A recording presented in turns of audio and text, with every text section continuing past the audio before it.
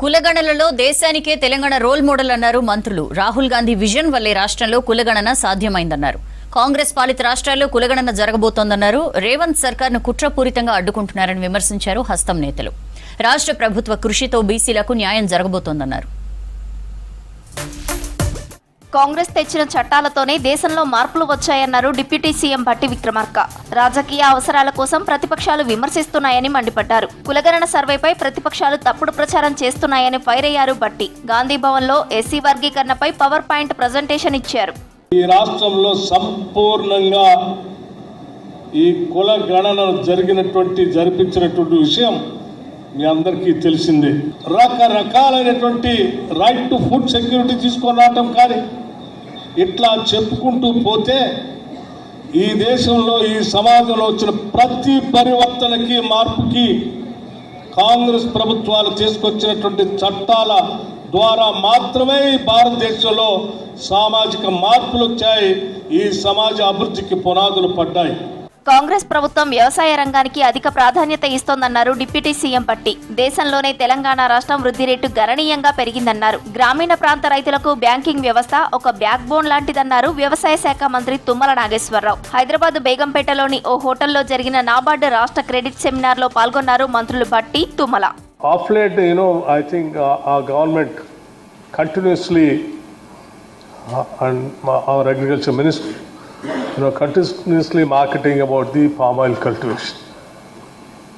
Khammam being a model district for oil production, palm oil production, it has reached to the heights. Now he is trying to spread it to the entire state. The farming community is also coming forward. ఒకసారి verify చేస్తే రైతాంగానికి ఇచ్చినటువంటి loan percentage ఏంటి, మేము ఎగ్గొట్టినటువంటి percentage ఎంత, మీరు ఇచ్చినటువంటి non agriculture loans ఇచ్చినటువంటి అమౌంట్ ఎంత, వాళ్ళు ఎగ్గొట్టినటువంటి అమౌంట్ ఎంత, మీరు ఒకసారి ఆలోచన చేయండి.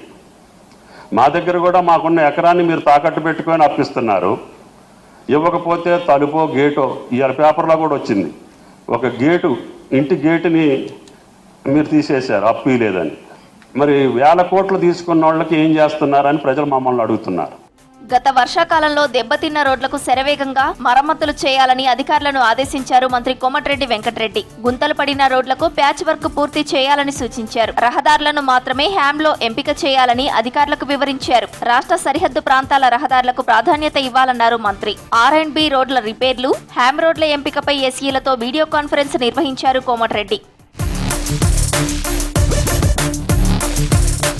ఎస్సీ వర్గీకరణను స్వాగతిస్తూ 57 MBSC కులాల ఐక్యవేదిక ప్రతినిధులు మంత్రి దామోదర రాజనరసింహను కలిశారు. ఎస్సీ వర్గీకరణ అమలుతో అత్యంత వెనుకబడిన కులాలకు రాజ్యాంగంలో పొందుపరిచిన రిజర్వేషన్ల ఫలితాలు అందుతాయన్నారు. ఎస్సీ వర్గీకరణ ఏ కులానికి, ఏ మతానికి వ్యతిరేకం కాదన్నారు దామోదర.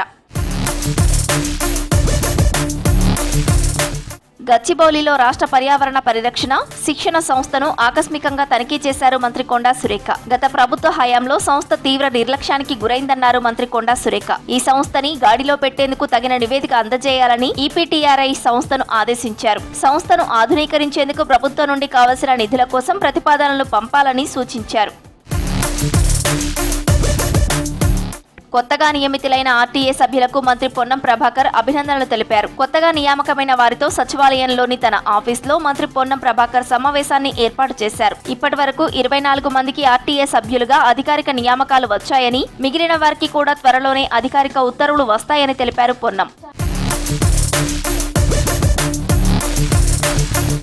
రాష్ట్రంలో సజావుగా, సానుకూలంగా, సమగ్రంగా కుల సర్వే జరిగిందన్నారు పీసీసీ చీఫ్ మహేష్ కుమార్ గౌడ్. కుల సర్వే అనేది భారత స్వాతంత్ర్య చరిత్రలో గొప్ప అధ్యాయమన్నారు. సీఎం రేవంత్ కృషితో రాష్ట్రంలో బీసీలు ఇంతమంది ఉన్నారని చెప్పిన ఘనత కాంగ్రెస్ కే దక్కుతుందన్నారు పీసీసీ చీఫ్. ఎంత చక్కటి కార్యక్రమాలు చేస్తే కూడా 10 ఏళ్లు బీసీలని అనగదొక్కినటువంటి బీఆర్ఎస్ ప్రభుత్వం, ఎస్సీలతో ఆటలాడుకున్నటువంటి బీఆర్ఎస్ ప్రభుత్వం చేత కాక ఏమి చేయలేక ఇవాళ మనం చేస్తా ఉంటే ఓర్వలేక నిందలేస్తున్న ఈ తరుణంలో వాస్తవాలు మీకు తెలవాలి. ఎవరు మీరు? మండల కాంగ్రెస్ కమిటీ అధ్యక్షులు, బ్లాక్ కాంగ్రెస్ కమిటీ అధ్యక్షులు, జిల్లా కాంగ్రెస్ కమిటీ అధ్యక్షులు, మీరు పునాదులు కాంగ్రెస్ పార్టీకి. 10 పాలించిన బీఆర్ఎస్ రాష్ట్రాన్ని పట్టించుకోలేదని మండిపడ్డారు కాంగ్రెస్ నేతలు. కేంద్రంలో 3 సార్లు అధికారంలోకి వచ్చిన బీజేపీ కూడా తెలంగాణను చిన్నచూపు చూస్తుందని ఆగ్రహం వ్యక్తం చేశారు. దేశం ఆర్థిక పరిస్థితులు మారాలంటే ఢిల్లీలో కాంగ్రెస్ రావాలన్నారు హస్త నేతలు.